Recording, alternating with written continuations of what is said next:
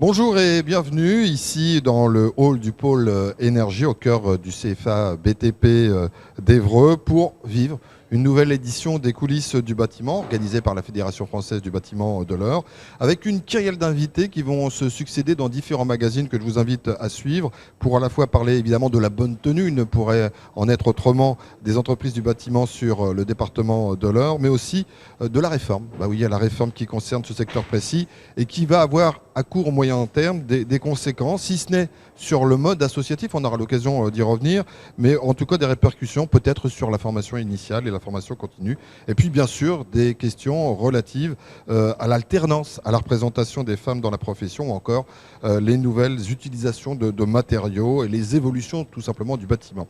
Tout d'abord, on a le plaisir d'accueillir sur notre plateau Bernard Vergognou, le directeur du CFA Bâtiment ici à Évreux. Bonjour. Bonjour. Alors quand je dis qu'on a le plaisir d'accueillir, c'est vous un peu qui nous accueillez chez vous. Oui, Donc mais- on vous en remercie doublement. Et avant d'aborder quelques-uns éventuels des sujets que je viens de balayer, deux petits mots sur le lieu où nous sommes qui depuis plus de 45 ans a dû former, si je ne dis pas de bêtises, mais vous avez toute l'attitude pour me corriger, environ 4500 jeunes apprentis.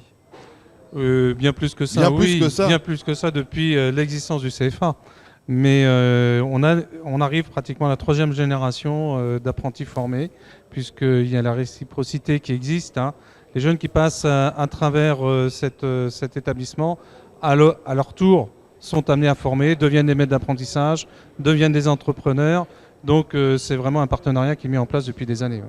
Alors des jeunes qui passent, puis vous en voyez peut-être qui passent également derrière nous, parce qu'au cœur de ces coulisses du bâtiment, le but c'est de sensibiliser, d'attirer le plus de jeunes possible. Alors il y a des collégiens, mais il y a aussi des lycéens.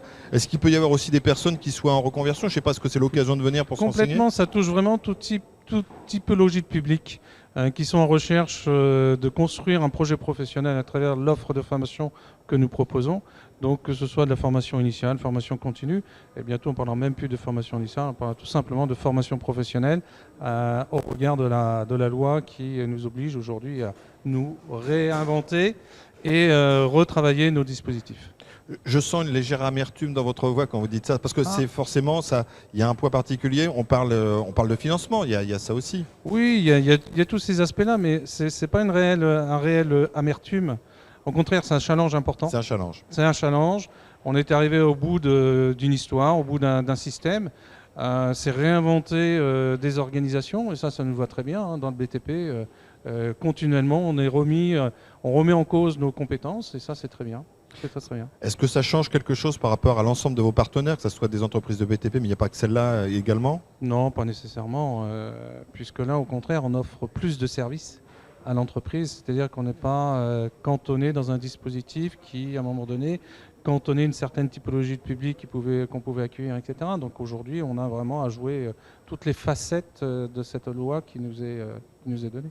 D'un centre de formation d'apprentis, vous êtes passé à un centre de formation continue. Pour les 1 ou 2 qui ne suivraient pas chaque année ces coulisses du bâtiment, vous pouvez nous rappeler la différence?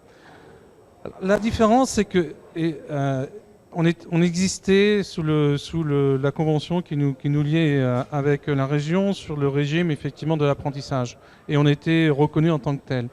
Par contre, la compétence qu'on mettait à disposition du contrat d'apprentissage ou de l'alternance, on le développe aussi sur la formation continue, sur les salariés, sur la reconversion.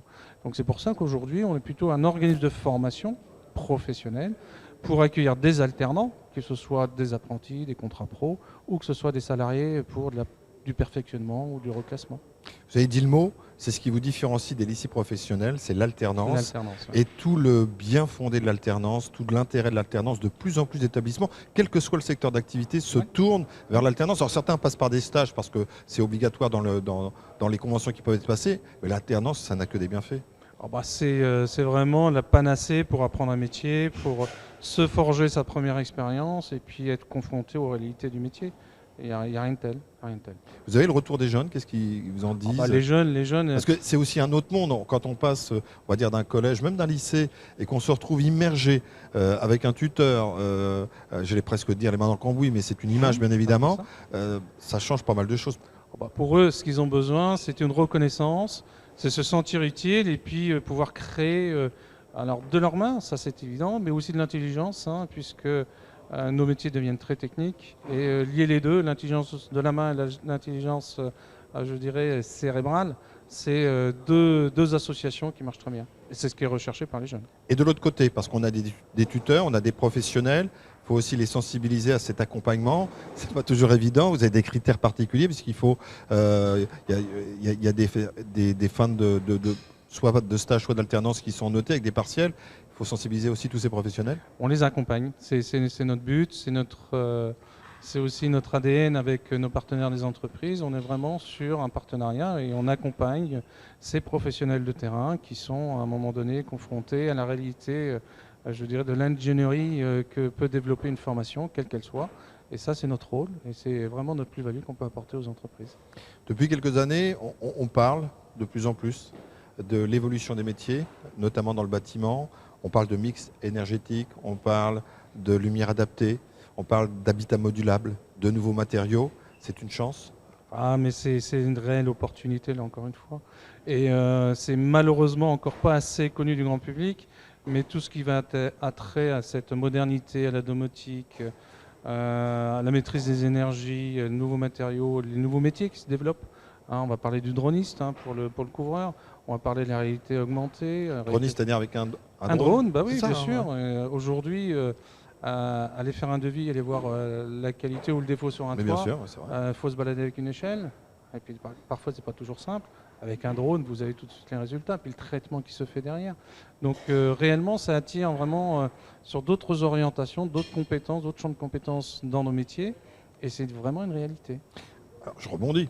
Drone, domotique, ça veut dire qu'au sein des formations que vous dispensez, il faut aussi qu'on s'équipe.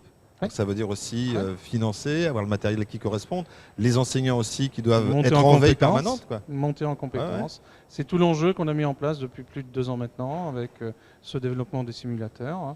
Là, au gré de la visite, ils pourront voir les simulateurs à 408 par exemple, pour monter et démonter un échafaudage. Le simulateur, tout ce qui est habilitation électrique. On développe le drone, le scanner 3D, enfin tout ce qui a trait aujourd'hui au numérique et au bénéfice de la gestion de la construction et de dossiers de conception du bâtiment. Derrière nous, on a vu passer des jeunes gens, vous l'avez dit. Donc là, c'était des collégiens, mais il y aura aussi des lycéens et puis d'autres personnes qui viendront. On a vu des jeunes filles. Et là aussi, c'est un arrêt sur image. On le fait chaque année dans ces coulisses du bâtiment. Mais c'est vrai que c'est hyper important que des jeunes filles se sentent attirées par ces métiers-là, qu'elles sortent de l'image que peut avoir peut-être éventuellement encore un peu les métiers du bâtiment. Parce que dans une équipe, une jeune fille, ça a une vision différente peut-être et une dynamique différente en termes de management aussi. Mais complètement. Malheureusement, il n'y en a pas assez. C'est le constat qu'on fait. Ça monte ? Est-ce qu'on voit on n'en a pas d'évolution. Non. Disons qu'on n'a pas d'évolution. Alors après, ça dépend des filières, ça dépend des diplômes, ça dépend des métiers, mais on n'a vraiment pas d'évolution, je dirais, dans nos métiers. On a quelques jeunes femmes qui viennent pour se confronter effectivement à cette montée en compétences. Il est vrai que dès lors qu'elles sont intégrées dans une équipe, ça apporte un autre environnement. Et pour ça, même si on a des métiers qui peuvent se paraître très masculins, les jeunes femmes ont tout à fait leur place. Et bien au contraire, elles sont toujours bien accueillies et elles réussissent toujours très bien lorsqu'elles ont vraiment choisi leur voie. D'où le double intérêt de ces coulisses du bâtiment, c'est aussi pour les sensibiliser. Qu'est-ce qu'on peut faire éventuellement en quelques mots pour les amener à ces métiers ? C'est vraiment de persévérer parce que... Il y a des évolutions possibles après de carrière et des diplômes, des BTS qu'on peut passer après. Aujourd'hui, vous savez, en alternance, on va jusqu'au titre d'ingénieur et c'est ce qu'on propose avec nos 7 CFA et notamment avec le CFA de l'Amphi jusqu'au titre d'ingénieur. Donc on peut rentrer en SAP et finir titre d'ingénieur. C'est, je dirais, l'ascenseur social, on l'a bien là, quoi. C'est une réalité. En tant que directeur, il nous reste très peu de temps. Vous êtes un directeur heureux, mais un homme heureux. Je ne rentre pas dans votre vie personnelle, bien sûr. Mais...